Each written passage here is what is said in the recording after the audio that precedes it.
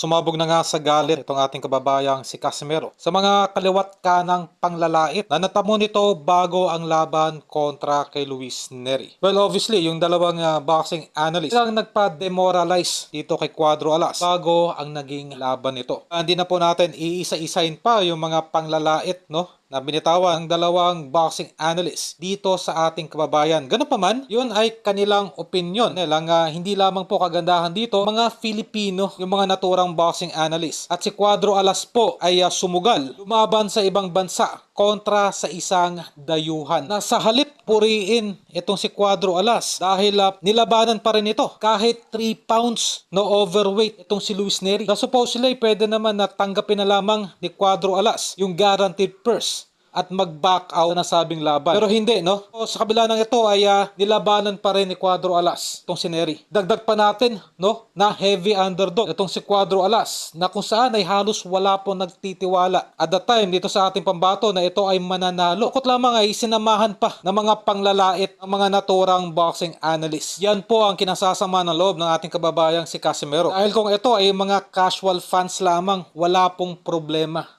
Hindi po yan iindahin ng ating kababayan dahil sanay po sa bashers. Ito yung mga nagre-represent ng mainstream boxing, no, dito sa Pilipinas.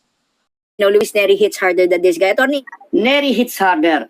Kasi si Nery, yung kanyang punching power, nadala na niya sa mas mabigat na timbang eh. Ako, no science involved. Nery showed up irresponsibly overweight, forced to undergo rehydration. Kasalanan niya yun. Okay, kasalanan niya yun. And Casimero took full advantage